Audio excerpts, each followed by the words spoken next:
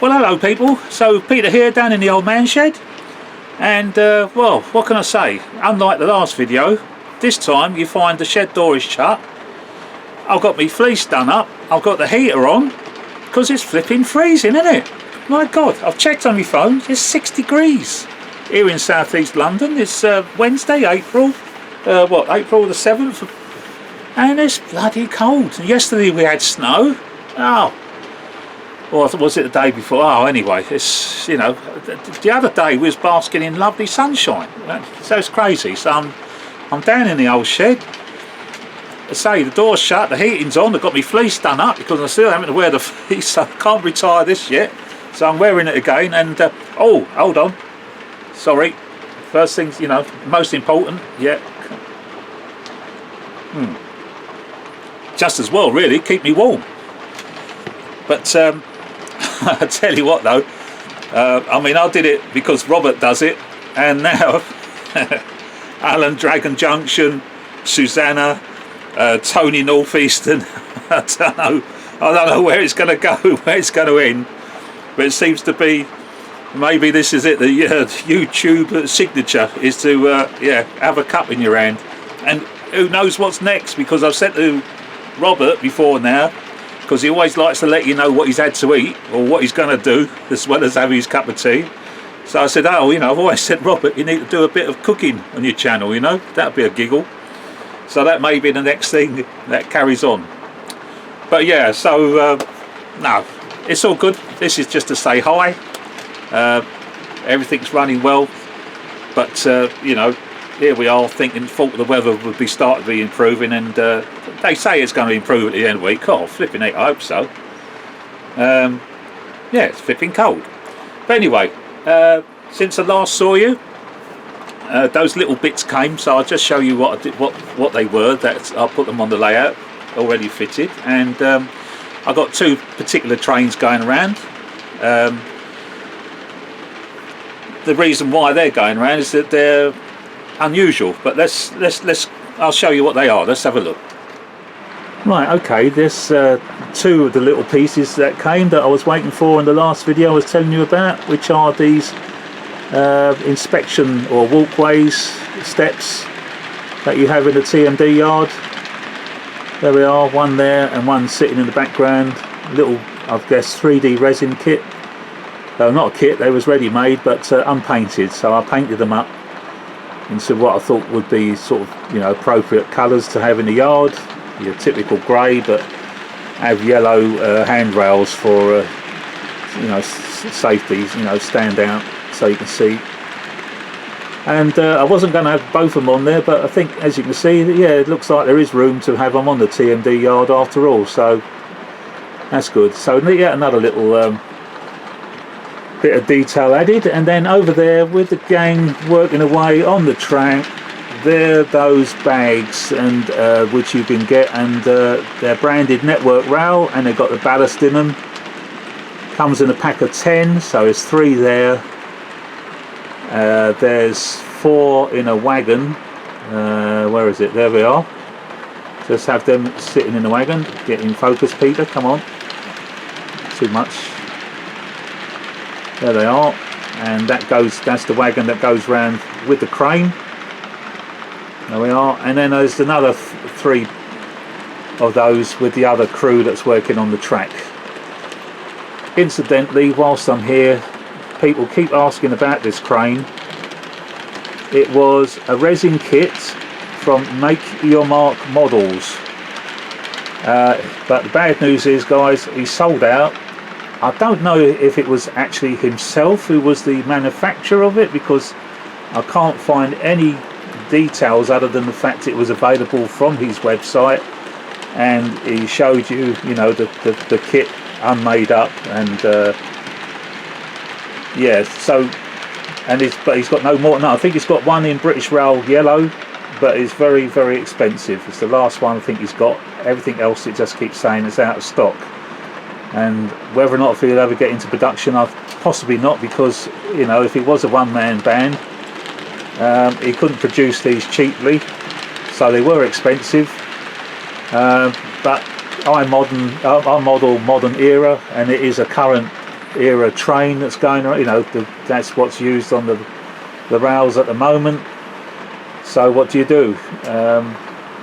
It is only a static kit. It doesn't do anything. Well, obviously it runs around on the track, but what I'm saying is that there's no moving features on it at all. The jib doesn't move, it doesn't twist, it doesn't turn. It's purely a static detailed model. Having said detailed, I've actually added even more detail to the expensive model that it was in the first place. I put vacuum pipes on, the handrail there that you see on this side I put on. If I showed you the other side, I've got sort of hydraulic hoses that the real crane shows to have had. So yeah, so even though it was expensive, I've even finished, added to it even more. But that's just the modeler in me, I'm afraid. I'll just try to detail it out. Okay, so yeah, that's it, guys. So it was Make Your Mark models, but I'm afraid no more available. Hattons may resurrect what they was going to do, because they had a project where they was going to produce the crane, but they've shelved it. Whether or not they've scrapped it altogether, I don't know. They may resurrect the project, in which case then yeah, it'd be great, because you will be able to get this crane if Hattons produce it in the various liveries that's been in it, over the years. So British Rail, Balfour Beatty, as you can see there.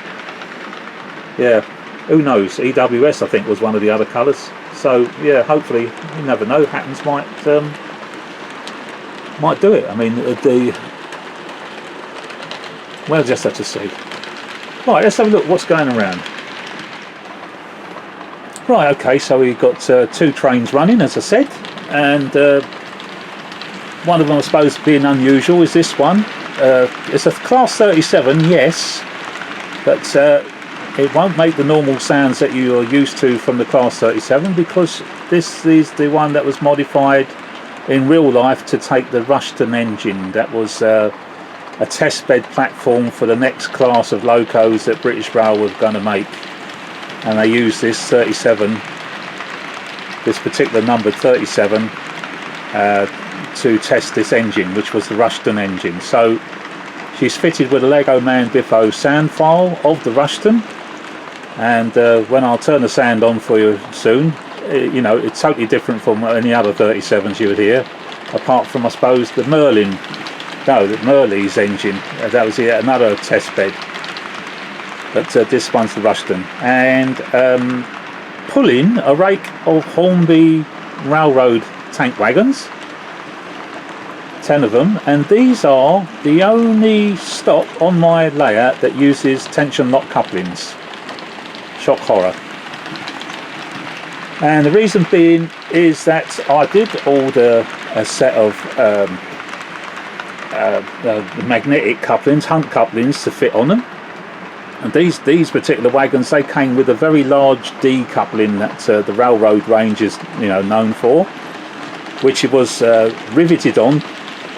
But where the mounting for the coupling is, where the rivet is in the middle, either side there's a post, right, to stop the coupling from moving. Well, that post has turned out to be a godsend, because the Hunt couplings at that particular time, they were new, wasn't very successful on these tankers because they're very light, and I didn't like the way that the magnets were even stronger than the actual the wagons themselves, so they used to sort of jerk as they came back onto the straight. Hunts have since, to their credit, they've modified that particular coupling now, so it's got movement in it, so I guess it probably wouldn't do it.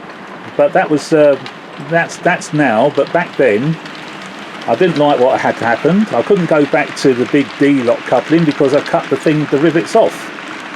So what I did do, search for tension lock couplings, and Hattons, Bachmann makes them, and they make 2 types of tension lock couplings. There's one that's on a long coupling, and there's one that's a short coupling, and these are fitted with the short couplings one, and they work a treat.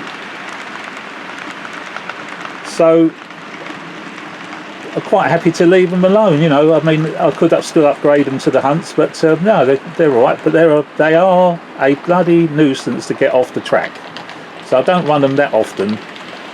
because it is tension lock couplings, and oh, what a flipping palaver. When you're used to magnets, I'm sorry, these things are a real pain to get off. You know, you've got to start at either one end or the other in order to be able to keep detaching one wagon from its other wagon.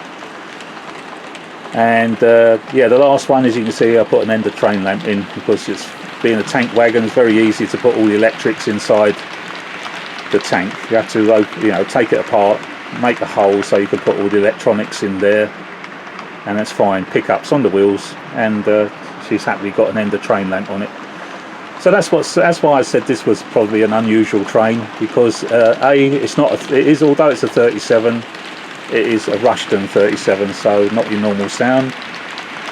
And the fact that these trains are going around with tension lock couplings as opposed to the Hunt, so 99.9% of my stock is Hunt couplings, apart from this train. And how does it attach to the 37? Well, because the 37's got their universal coupling. I mean, although it's a tension lock coupling on the tank wagon, it actually, the hook fits inside of the hole that's at the back of the that's in this coupling, so it's both magnetic, but it can also take a tension lock.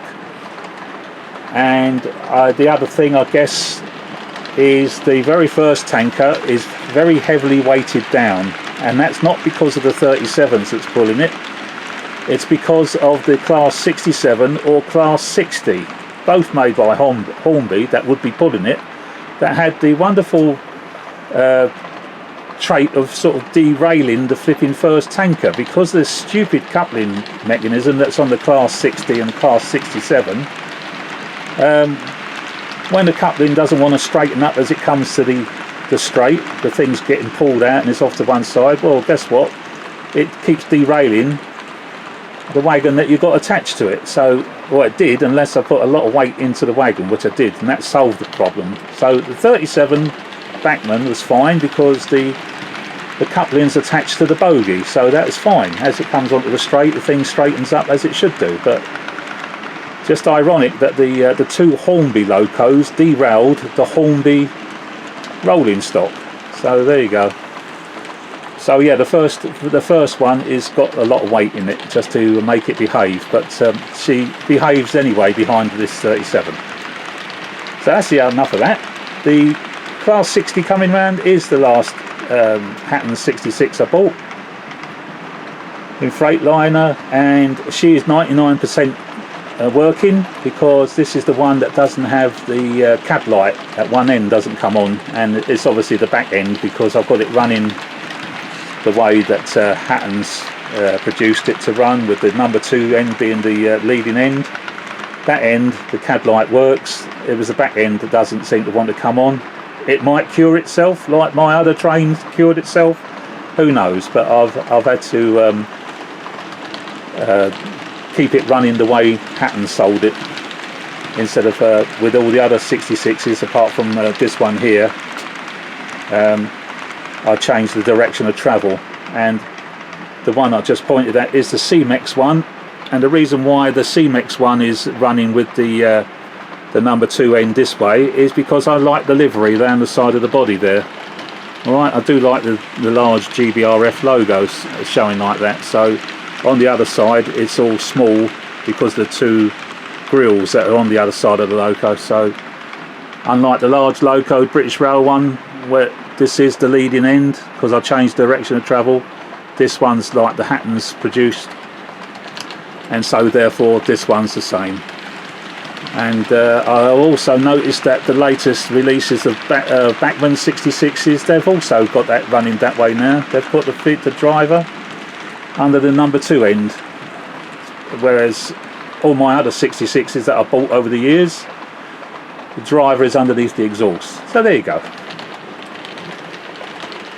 But that's why, so nothing unusual about that one, other than the fact that it's the only, out of my 6 Hattons, that's the only one now that still has an issue, because everything else with all the other Hattons have all resolved themselves, but this one still doesn't have a cab light working. And I ain't going to take the body off it yet again, because the last thing you do is want to keep taking the bodies off on the Hatton 66. Even though I've showed you what to do, No, one or twice is enough.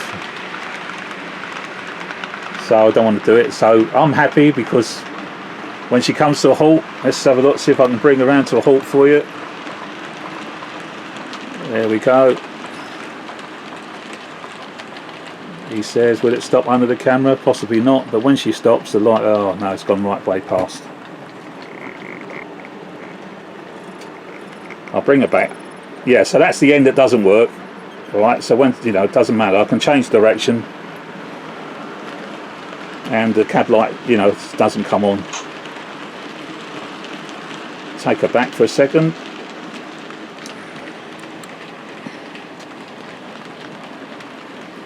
That'll do. Stop it there. Change direction of travel. Come on, Peter. There we are. See, that cab light works. 1, 9. There you go. And so that's fine, isn't it? Okay. Next one. So first thing, what we'll do, we'll turn the engine on.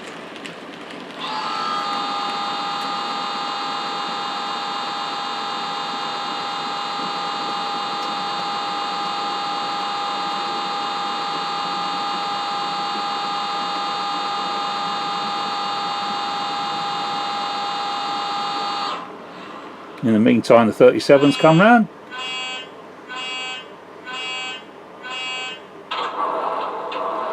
Turn the engine on that one.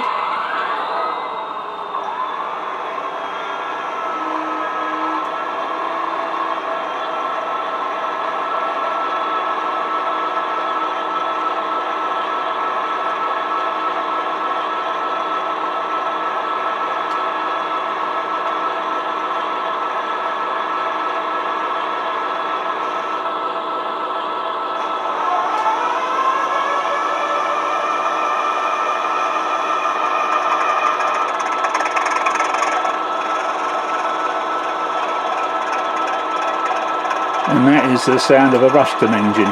Totally different 37 from what you're normally used to. So we send that on its way.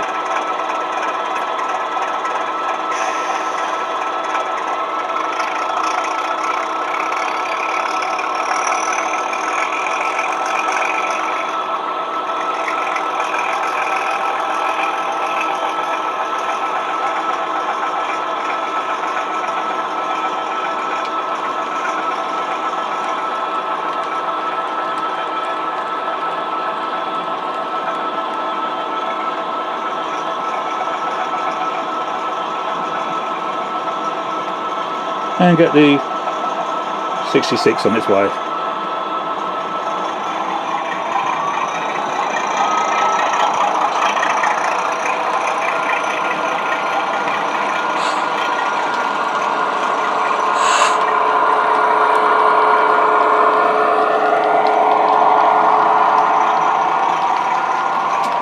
I'll control the back. So there we are, guys, all working well. So what I'll do is, again, I've got some running clips that I've been putting onto Facebook, but I'll stick on the end of this video just to make it a longish video of trains running.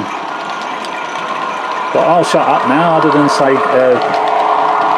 maybe off camera have another drink of tea and wish you all the very, very best, and let's hope the flipping gets a bit warmer, eh? Oh dear. But for now, so it's goodbye from me down in the old man shed. I'll just leave you with 2 trains running around. Alright people, all the very, very best. Take care. Bye for now.